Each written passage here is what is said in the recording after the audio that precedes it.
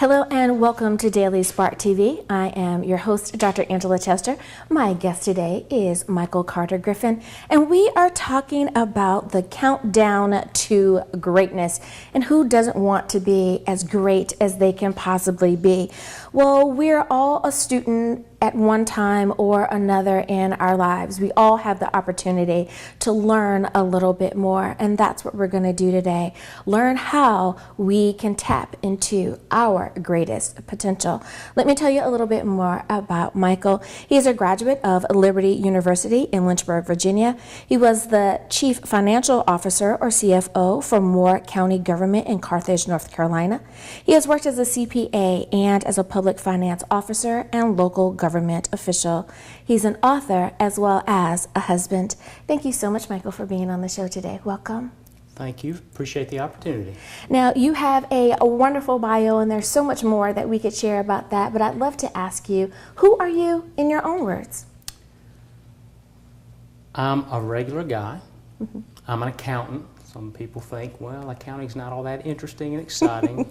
I kind of like accounting. Right? It's kind of interesting and exciting to me. As you said earlier, I'm married, been married for 32 years. I'm also a father. I have two boys. They're older now, 28 and almost 25. Love being a dad. It's one of the greatest, most rewarding things you'll ever do. Also, most challenging at times, but awesome, great. Had the opportunity to work as a CFO in Moore County and Moore County schools for a number of years, worked with great people, and over that career saw potential in people. And as you talk to people and you interact with them, you find out things that they want to do, and you try to help them on their path find a way to get to where they want to be. So I really enjoyed working with people. I enjoy helping people understand financial information in a way that makes sense to them, and helping people see their potential, and then helping people find a way to get there. Speaking of potential and finances, have you found, since you work in that area, have you found that most people are just almost financially illiterate, that they just don't know what to do when it comes to finances? I think there are times when it may seem that way. I do think that over time, the education system is going to adjust to that and provide some life skills in middle school, high school, for young adults. So it does seem that way at times, but there's also opportunities to provide financial literacy training to people so they understand the concept of cash flow, budgeting, how to manage money, how to manage risk with insurance, those types of things. Very simple.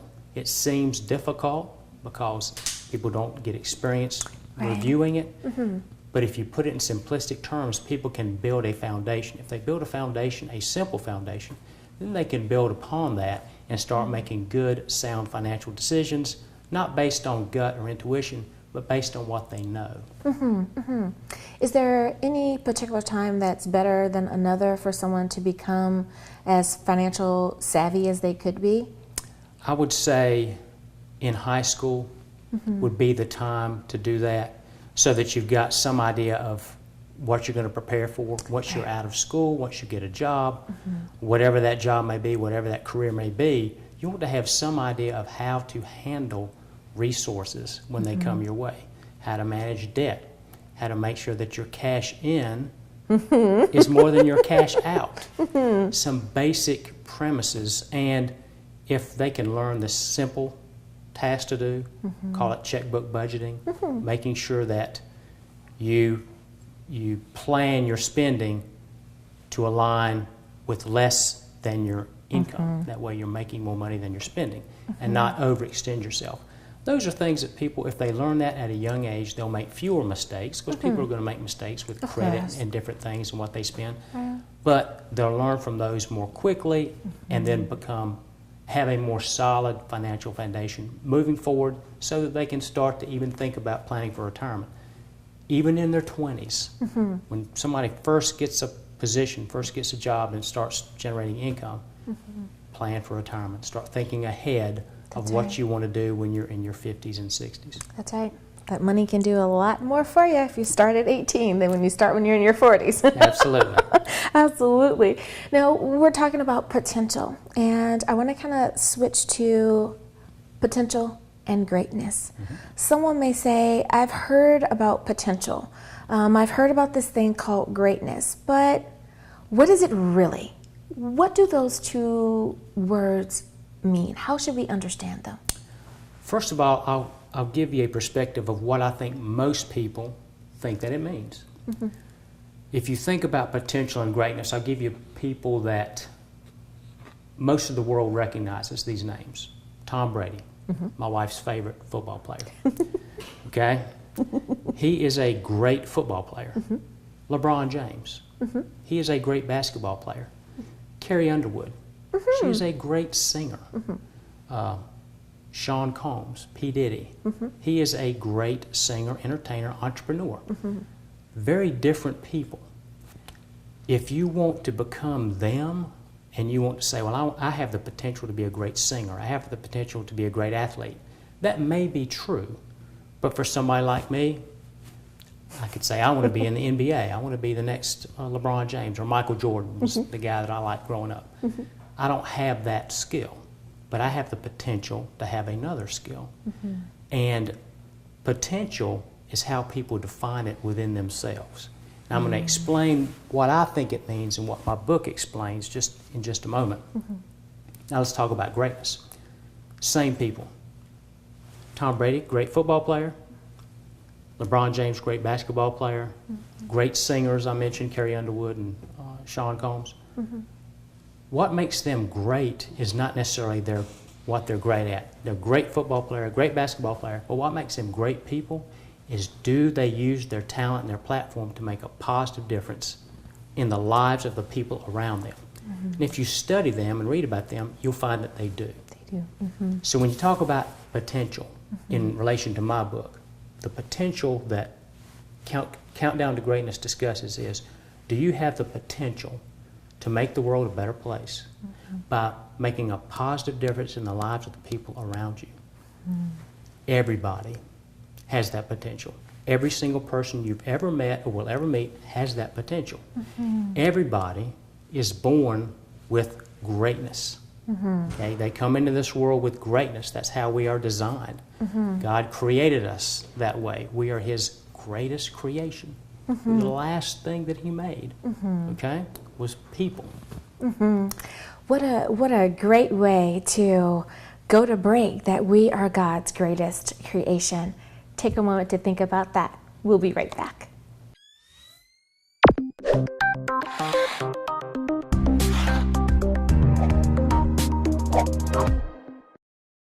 And welcome back to Daily Spark TV. I'm Dr. Angela Chester. My guest today, Michael Carter Griffin. We are talking about the countdown to your greatness, finding and tapping into the greatness that God has shared with us. Now, we were talking earlier about potential. Someone may say, well, I think I had potential when I was probably in high school or college. I'm almost 40. I'm a parent, whatever. I think I lost mine. I just go to work every day because that's what I'm supposed to do. How do you get that person fired up again? How do you help them find the potential that they feel that they've lost? I'll give you a visual perspective of what this means. The way we're designed from day one is greatness within every single person. It exists, it lives in us and breathes in us. We're designed to make the world a better place. That is our purpose. Every single individual has the same purpose: make the world a better place. Every single person can do it the same way. That is by making a positive difference in the lives of the people around us. Now, how we do that will be different. Our skills, our talents, our circumstances, our sphere of influence. We can influence a few people. We can influence millions of people based on what opportunities are provided to us and what opportunities we sometimes make for ourselves. The greatness that lives inside us is part of how we're made, and it includes 5 specific things that everybody has, and they are strength, courage, faith, hope, and love. Every single person you'll ever meet has these 5 things. And every person in the world, before us and after us, has these things. What makes us unique is that every person, there's only one you in the world. There's never been another you. There'll never be another you. There's just one. So be the best you can be. Look in the mirror first thing in the morning and say to yourself, today I'm going to be the best me I can be. What that means is share your greatness with the people around you. Share that strength, that courage, that faith, that hope, that love. You will make a positive difference in the lives of people around you, whether or not it's your children, your spouse, your friends, your family, your co-workers, students if you're a teacher, people you work with, people in your neighborhood, people in your community. If you see yourself as a vehicle, as a way to promote greatness and inspire others, you'll see the greatness in yourself. And the more you see the greatness in yourself and your ability to inspire others, the more you'll start to see it in other people. Because other people have the same greatness and that same potential. I call it greatness within. This is you sort of understanding that you have greatness within, and you sort of inspire yourself to believe in yourself. Now share that greatness with others. And once you do that, you share greatness with others, you start to see the potential in others, then that same inspiration you share with them, you start to see it go another direction. The people that you've inspired are now inspiring others. So you not only share your greatness, you begin to embrace the greatness that is within all the people around you. And the inspiration that you shared with them goes to people they inspire, and it comes right back up to you. Inspiration is like a river that flows back into itself. It is a continuous cycle, and it never stops. The more you inspire people, the more you help people, the more you believe in people, the more you'll see those same traits in yourself. You'll believe in yourself and believe in your ability to inspire others by sharing your strength, your courage, your faith, your hope, and your love. That was so inspiring. And I don't think that people really think about those 5 things always, you know. They just keep doing what they've been doing and keep asking them this question, not realizing that it's quite simple if we work on those things. Speaking of working on things, if we take a moment to self-assess, we take a moment to really head to toe review who we are and what we are doing on this journey called our life. What are some things that once you realize that you need to work more on trust, or you need to work more on love, or you need to work more on courage, or perhaps even having a better understanding of what it means to hope, what are some first action points, some first steps that people can take to make sure that they go from the old habit into this new habit? Great question. Basically, once you know where you want to go, your decisions become much easier. You have a vision. You establish a vision of where you want to go, and then you set goals to go in that direction. You basically are looking for self-improvement. So you establish goals, make decisions, and then you take action. Once you do that, you will achieve success. Success may mean you need to reestablish your vision. You've figured out something else about what you do. You need to research, find information, find some help to get you where you want to go, and then start taking steps to move in that direction. I love that. Well, we need to take a very short break, but don't worry, we'll keep this conversation going. We'll be right back.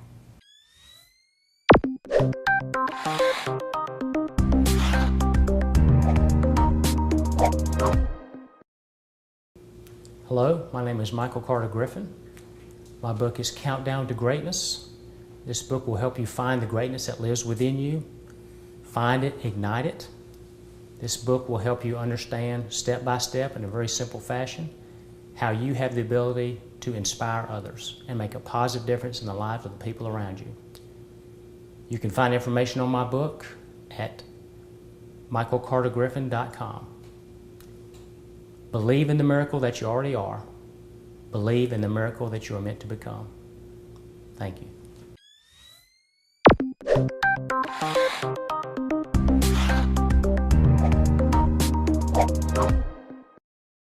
Welcome back to Daily Spark TV. I'm Dr. Angela Chester. My guest today is Michael Carter Griffin. We're talking about the countdown that you have to your own greatness. Your greatness is within you. It's everywhere. It's within all of us. How do we tap into that, and how do we make sure that we live up to our greatest potential? One question that I have for you is about spiritual development. We know that we can live up to our greatest potential when it comes to our career, our professional life, even perhaps in creating the family that we've always wanted. But many times people say, I don't know about this spiritual side of me. How do I make sure that I am my best spiritual self? What do you say to them? I would say establish a foundation. As we talk about making decisions, as we talk about making differences in the lives of people, if you establish a foundation, it's a platform on which you start. You can start every single day. You can start in the middle of the day. You can focus on this foundation, and it will give you guidance and give you stability as you move forward in whatever spiritual direction you need to move forward. And the foundation is based on 5 principles, all found in the Bible. All good things come from God. That's 1. We come from God. We are good. God designed us to be great and as I said earlier, make the world a better place by helping people. The second thing is we can do all things through Christ who gives us strength. We have strength inside us. It's there. Third thing, be strong and of a good courage, all those who hope in the Lord. Okay? Once again, strengthening your foundation. And then, trust in the Lord your God. In Him is everlasting strength. And then the last verse, which I like, the last foundation and principle, which kind of brings it all together for me. God so loved the world, He gave His one and only Son, that whoever, any man, any woman, any boy, any girl who believes in Him will have everlasting life. That sort of wraps everything together. It sort of emphasizes, all those emphasize strength, courage, faith, hope, and love. And when you start to build that foundation, then if you decide, well, what can I do to have more of a spiritual development in my life? Well, then decide to do a devotion every day, 5 minutes. Say a prayer whenever you have a moment. It doesn't have to be 30 minutes. It can be 30 seconds, okay? It's deciding on conscious behaviors that get you to focus on your vision and where you're trying to go. And the more you build those conscious behaviors, the more they become habits, and the more you get closer and closer to the vision that you're that you're picturing in your mind. I love that.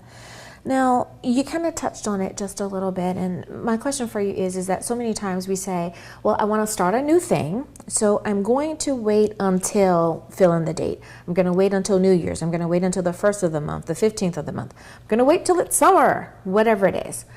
But many times that's just sugarcoating, little procrastination that we have there. But have you found that there is a better time than another to start a particular thing? Or should we look at it and say, it's been placed upon my heart, the best time to start is right now? If you're thinking about making a change, today is the day. Now is your time is now. Today is the best day to light tomorrow. Today is the first day of the rest of your life. If you're thinking about it now, there's not only a thought in your head, there's a passion in your heart to do something. If you're not sure what to do, take small steps. Talk to people that you know, that you believe in, that you know believe in you, can give you guidance and help, who can point you in the right direction. If you start taking small steps, those small steps become big steps. And you look behind you, you think, wow, I've gone a long way. But you got to start moving forward, and the best time to move forward is now. Because now is when you're thinking about it. Now is when you've got the passion for it. So channel that passion, channel that energy in the direction you want to go. Now, are there any things in particular that someone can do to kind of jumpstart that plan? If they know that they have the best intentions, And they will do it eventually, but they really need to start today. They really need to start now. What are some things they can do to kind of get themselves in the right mindset and to keep the momentum that once they get going, they can stay going? I'll answer that two ways. One is big picture perspective, how to think, how to get in the right mindset. The other is a specific task you can do that will help guide you. So let's talk about the mindset. I've always believed that there are three emotions that will drive decisions in the wrong direction if you focus too much on them: anger, guilt, and fear.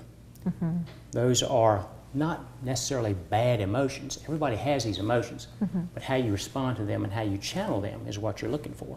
What you want to do is turn those potentially negative driving emotions into positive energy. The way you do that, replace your anger with peace. Simple way to do that, if you're looking for something to kind of calm you down, well, just pick a number and count backwards. Your brain will relax. Pick a number and count backwards. It might take you 10 or 20 numbers. Your brain will relax. Anger to peace. Think about the great things that are all around you instead of the negatives. I tell people you'll find what you look for. If you're looking for positives, they're everywhere. They're all around you. When you think about guilt, convert that, change that to self-worth. Remember, you're designed with greatness within. You're designed with strength, courage, faith, hope, and love. Look at the people that you've already made a positive impact on and how you've helped them. Will continue to move in that direction and focus on that. And lastly, fear, well, convert that to courage. Courage through adversity. People go through difficult times.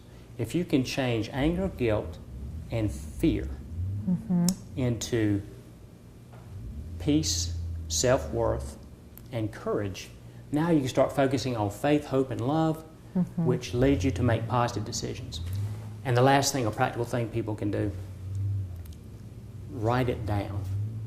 Draw an X on a piece of paper. The reason I say X is it crosses the left side and the right side of the brain.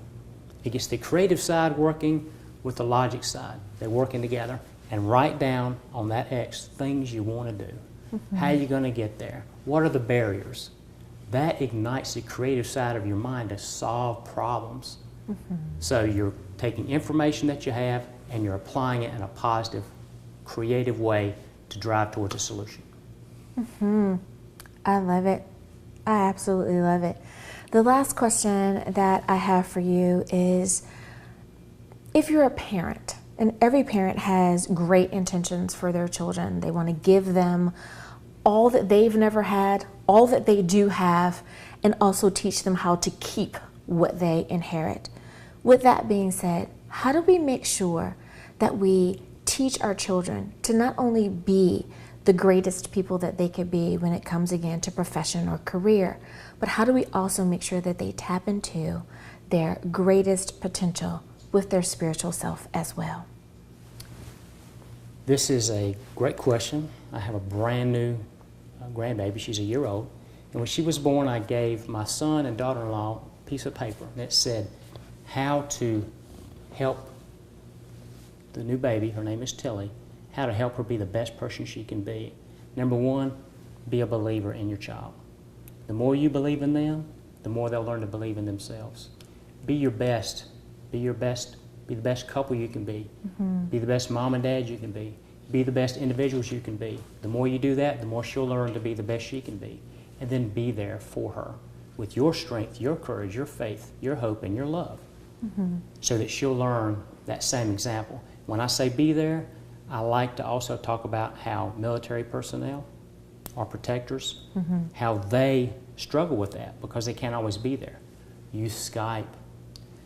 Talk to your children. Make sure they know you're always in their life, even if you might not be in the same household at that time. Great. Those three things can help your child learn to make good decisions for the future. Yes, I love it. Michael Carter Griffin, thank you so much for being on Daily Spark TV today. Thank you. Thank you for joining me. I hope that you have learned how to be your greatest self. Until next time, everyone, have a great day.